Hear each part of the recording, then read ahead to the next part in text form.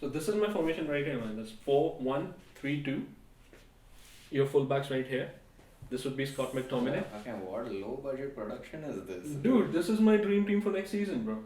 And this Right is here. Joey Barton punching your dreams.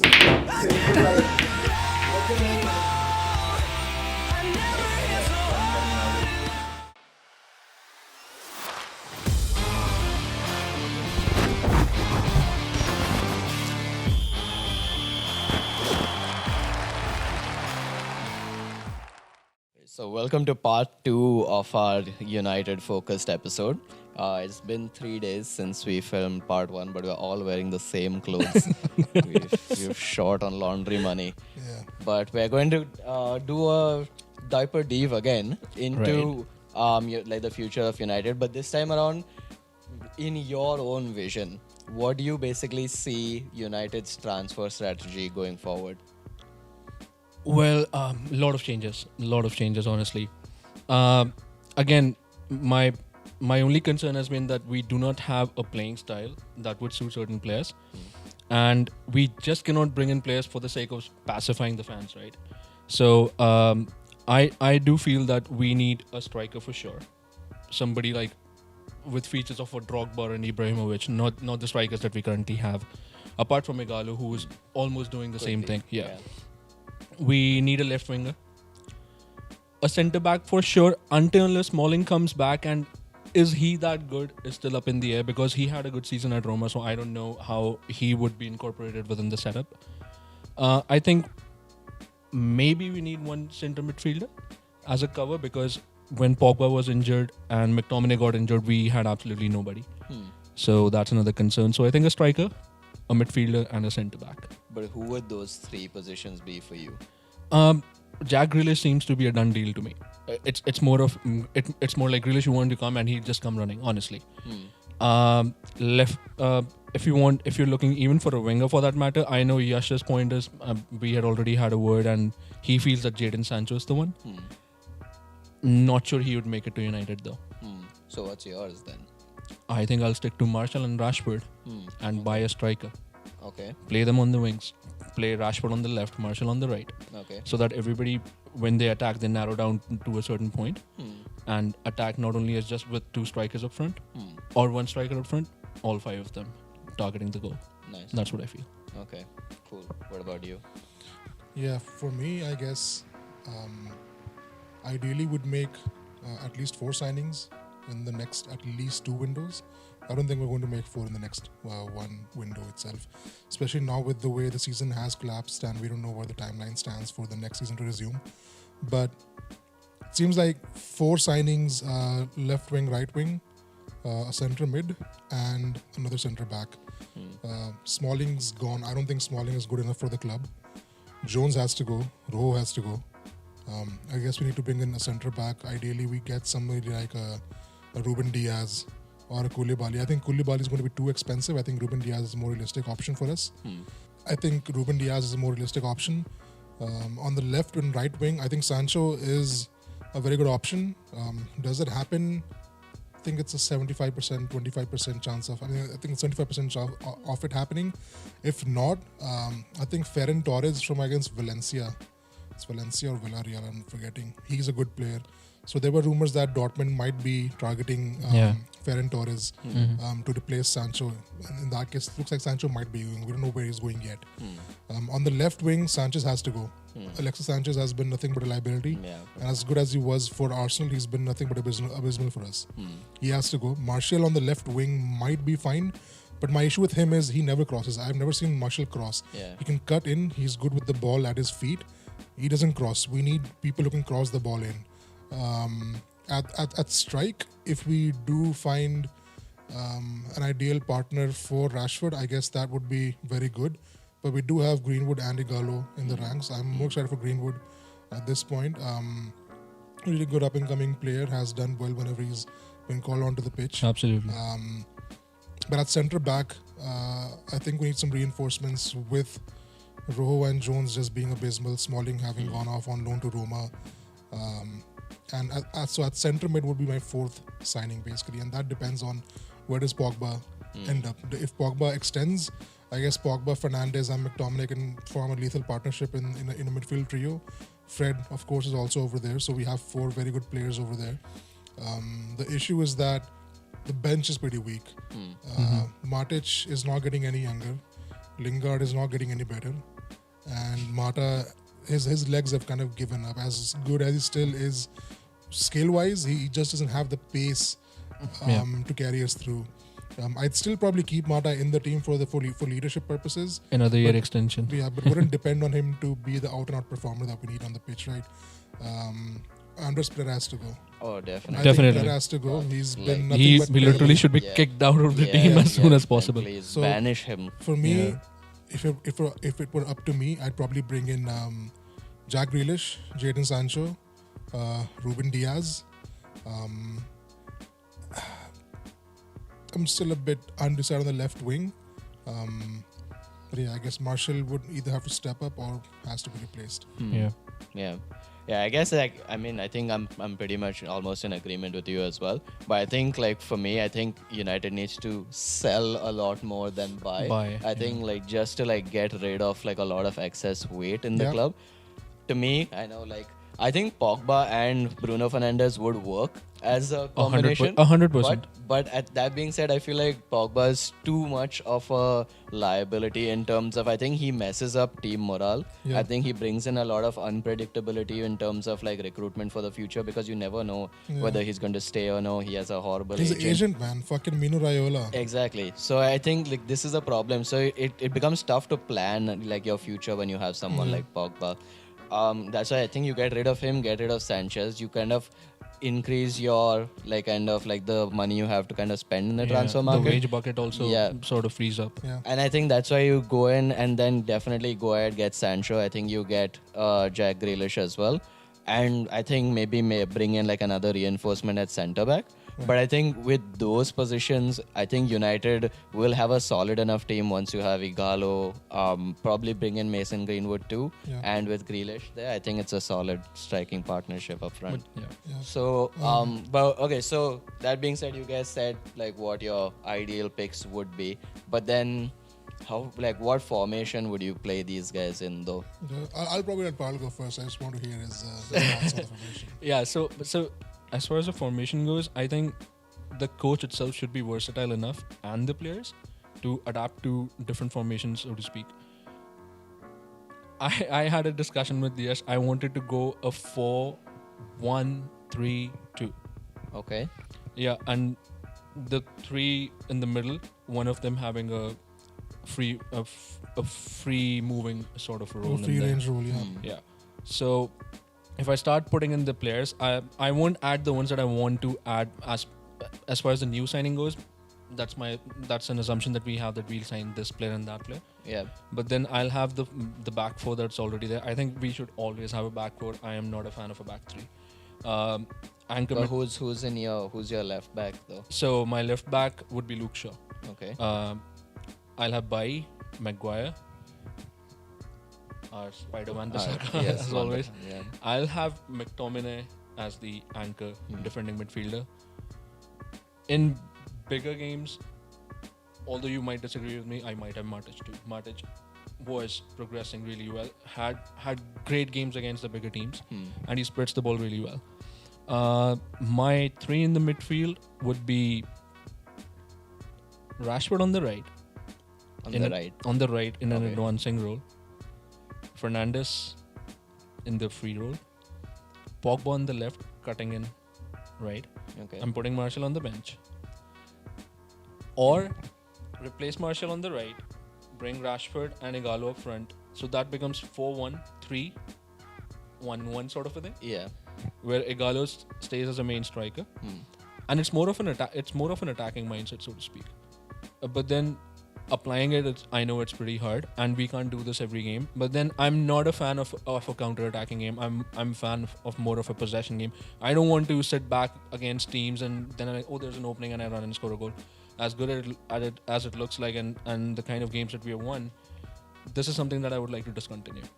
I don't want to be a team who wants to sit back and sort of soak the pressure and then hit on the counter. I would rather be the aggressive ones, keep charging and keep going forward.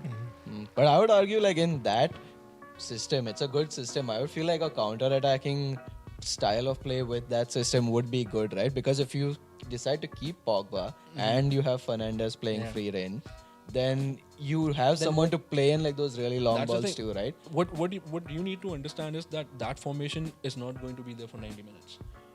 There might be times that we have conceded already. There might be times that we want to attack more. There might be times that the team up front is so cagey that we can't really, pierce through the defense. We need more players up front. Plus, you need to have the bench to support an alternate formation too, and you need to have replacements. I would not take off Bruno Fernandes and throw in a Lingard, which we had been doing for the last 2-3 years. I don't want that. So when people say that you need to have a lot of players around, we need to have good players around, somebody's first team position will be sacrificed for the greater good. And that is what we need to learn and understand. Look at City. David Silva doesn't play every game. Bernardo Silva doesn't play every game. Kevin De Bruyne, for that fact, doesn't play every game. But they're not for replacements But either. then they keep replacing. They keep replacing and they keep changing formations. They do not play with a striker sometimes. So that's how we need to adapt. So what do you think about that? I'll probably go with a 4-1-4-1 formation. Okay. Which probably could change to 4-1-3-2 at times, depending on who plays on the wing for us. But my back four again would be the same back four as Parul. I'll probably have Luke Shaw and Wan-Bissaka on the wings as the fullbacks, and Bailly and Maguire as the center pairing. My anchor would be McTominay. With the four in front of McTominay, I'd probably go with Martial on the left wing. On the right, and this might be not. I don't think a lot of people agree with this, but I would probably go with James. Daniel James Ooh. on the right wing. I forgot the line. And then Fernandes and Pogba in the middle with Rashford up front. The reason I'm going with Dan James is that because it's a 4-1-4-1. We don't have any other capable winger at this point. Mata could have been my choice. Was this a situation 3 or 4 years ago? Lingard in my team, Lingard and Pereira will never get any chance on the field. They'll be out of the team. Lingard and Pereira are out. Fred basically switches up with Pogba or McTominay as required. I think Igalo is a very good backup. Igalo and Greenwood are very good backups to Rashford. If it does switch to a 4-1-3-2, I'll probably take Gardner out and push Greenwood or Igalo in to partner Rashford, and then just play Martial on the left, Fernandes on the right, and Pogba through the middle. So yeah, that's my lineup, assuming that we don't sign anyone else. Now, if we do sign other people, if we do sign a Jack Grealish or a Jadon Sancho, then that changes a lot of things. Then I'll probably go with 4-4-2. Which is the United way. Standard lineup, yeah. Right. So the back four stays the same. The mid four goes to basically Jadon Sancho on the right, Martial on the left, and you have McTominay and Bruno Fernandes in the middle. Up front, I'd go with Rashford and Greenwood. The reason why I don't pick Pogba in this scenario is that I would probably replace or switch Pogba with Martial as required. For me, a mid three of Pogba and McTominay and Bruno Fernandes is pretty lethal, but I would not play 4-3-3 formation only because our wingers don't cross in; they cut in more. So it's kind of a situation where we're not creating enough crosses. It doesn't suit us to play 4-3-3. I would rather play 4-4-2. And also just my disdain for Pogba, who's been this figure who hasn't kind of been the kind of player he should have been. I'd rather play McTominay, who puts in the shift every time he plays. Yeah, true. He's out there, he's putting his body on the line every time he takes a dive or does a tackle. And Fernandes, man, I think Fernandes, he's still, I think, quite underrated. Only because Pogba came in so expensive and he had that flair about him when he came in. But I think Fernandes over time can become better than Pogba. Only because Fernandes puts the shift in and Pogba just relies on his flair and his talent. So I would probably go with 4-1-4-1 for the team we have right now. If we do make signings, then 4-4-2. I think we're all going with very, very different kind of formations entirely. Yeah. I'm going with a totally different style of formation. So I'm actually going with the more counter-attacking style. So I'd want to set the team up a little bit more defensively, kind of what we've been doing in the last few games under Ole as well. So I would basically go with a 4-2-3-1. Okay. So I've got my 4 with basically similar by Maguire, Wan-Bissaka, Luke Shaw. Yeah. But 2 defensive, I feel like in those pivot positions, you kind that double pivot, you have both McTominay and Fred. Okay. I think you have both of them. I think Fred's been doing a much better job of passing the ball around off late. Tackling, His interceptions and has been tackling. great. McTominay's Impeccable, interceptions impeccable. rate have been like amazing so far. So I think Impeccable, yeah. keep the ball like back. Make sure that you can win the ball back as quickly as possible, and then just get the ball to like Fernandes, who's kind of in my front 3. So in the middle of that front 3, just above the defensive 2 double pivots, I would have Bruno Fernandes. I would have Daniel James, but with whey protein. I feel like he needs to He's be bulk up, yeah. he needs to be given some chicken or some shit, dude. Like the guy's too fucking skinny. Now's a good No, time. it's- Now's a good Yeah, time. exactly, It'll man. also get better with age. Yeah, it gets better with the age. thing is, I don't doubt his Yeah. getting better with age. I just want him to like eat some food during the quarantine, become a stronger player. I think Probably if you consult Valencia for that. exactly, Oh, dude, dude. I was yeah. just about to say this. Whoever Valencia's fucking dietitian was, dude, just assign that guy to Dan Yeah. James, man. Yeah. And then you become this beast of like a winger on the right because he has so much pace too, right? Oh, yeah. So I think you have him on the right. On the left, I would actually go with Rashford Okay. in that 3, and then up top I would basically switch between Igalo and actually I think long term we should try and develop Mason Greenwood. Yeah. I think he's a really good talent. I think he's a really good finisher too. Yeah. So Oh, yeah. if you build that talent, but in the meantime have someone like your Drogba-esque, Striker, like a yeah. striker who Yeah. has that strength up front to like just hold the ball up and then like finish as needed. I think like that would be my thing, but it would be more of an emphasis on like counter attacking. I mean, they've been doing well in that formation, right? They have proven that they can do well in that formation. So I guess we have a 4-1-4-1. There's a 4-2-3-1, Yeah, and there's a 4-1-3-2 4-1-3-2. yeah. on this in the talks. But let's kind of talk more about the hypotheticals, right? The what ifs. Do you think Ben Chilwell is needed at left back? Do you think Shaw and Brandon Williams, who I think has been very, very impressive, especially with him at left back, and then Shaw jumps up to the left wing, Yeah. which has been impressive. I mean, who knows? Luke Shaw becomes the left winger the same way Fergie kind of developed Young and Valencia from wingers through the full backs. And they've been experimenting Yeah. with this too, right? Off late. Another position that is quite contested are the centre back pairings, with Lindelof being inconsistent. He does show flashes of brilliance, but there's that moment of lapse, and that just costs us a goal every single time that happens.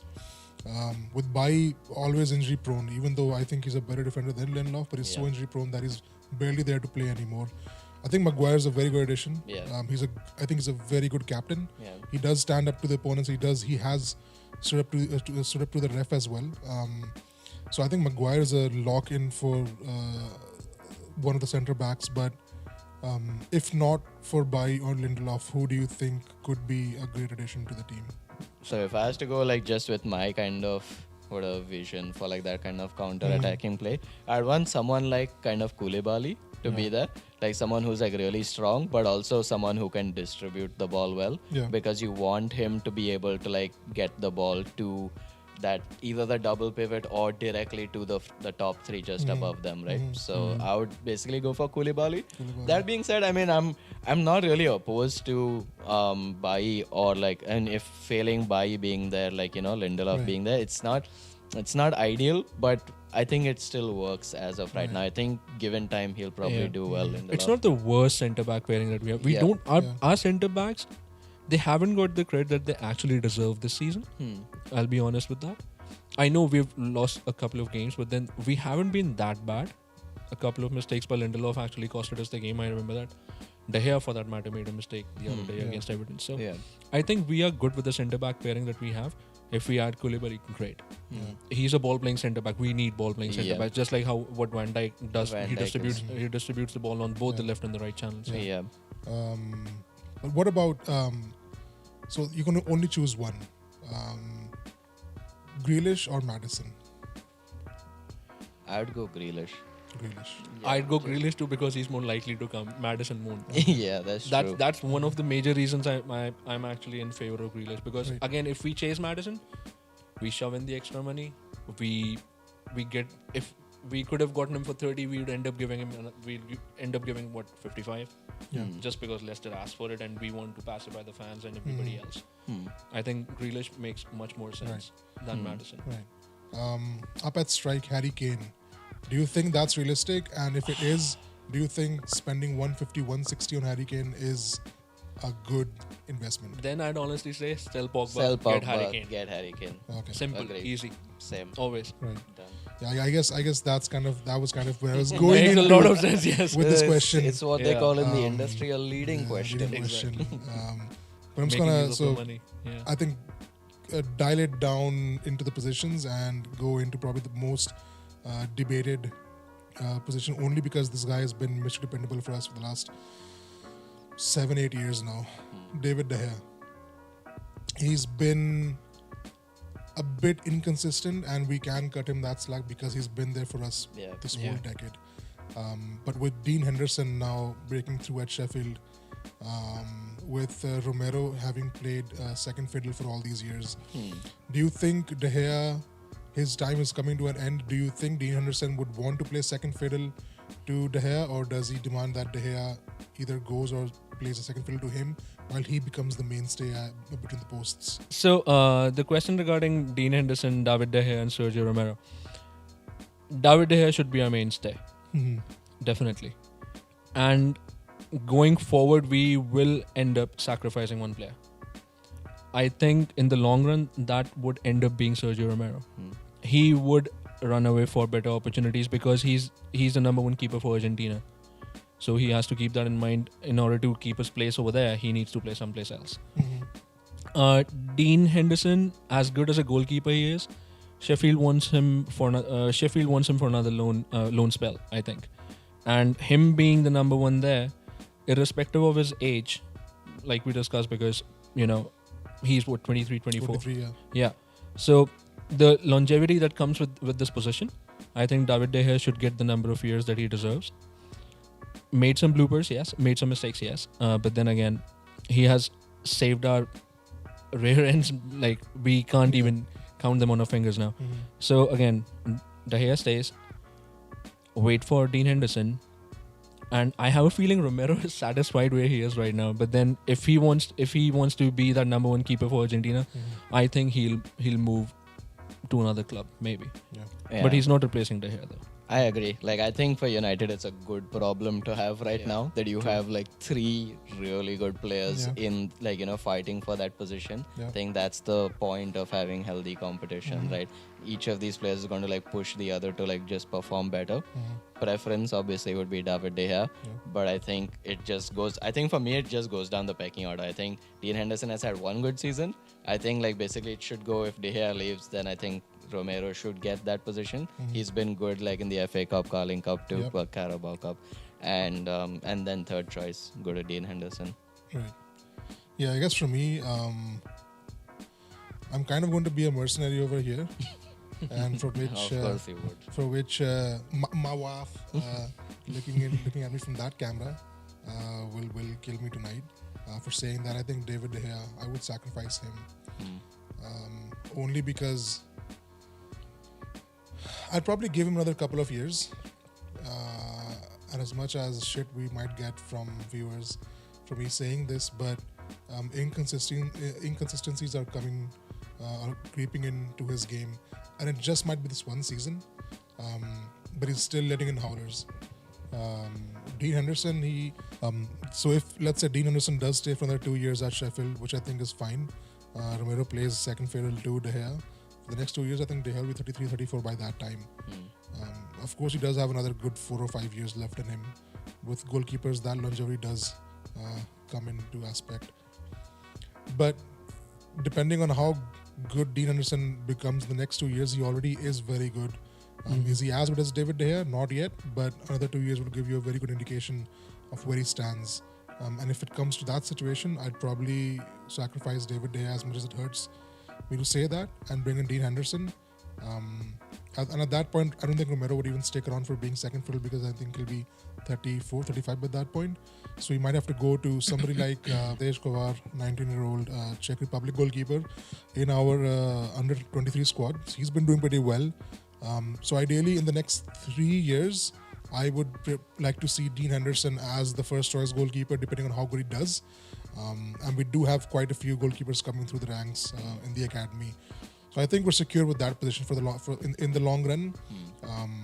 If David De Gea does happen to kind of rediscover that form he had even a year and a half ago, then my position might change. But for now, 3 years and Henderson should be the first choice goalkeeper. So on that very brutal note of sacrificing David De Gea, we will have to end this because I think we will be cancelled by the end of this. United fans everywhere will be picketing and they will want your blood for this. I can see my wife cancelling me from right there. I think your cancellation is coming soon. Yeah. So on that note, I guess that was a good conversation. Yeah, Thank you for absolutely. coming, Parul. Thanks, you man. have been very Shabby Singh delightful Delightful. as usual. Shabby Singh has always been delightful, man. Exactly. Yeah. So yes, thank you for coming. Yeah, absolutely. Thank you, Yash, my trusty companion as always. Thank you for watching the video. So don't forget to like, share, and subscribe. And that's it from us. Oh, do catch our podcast. Oh yes, that too. I forgot The that part. After Hours adults only The adults only podcast. podcast. Yeah. Okay. Thank you. Yeah. Cheerio. Ciao.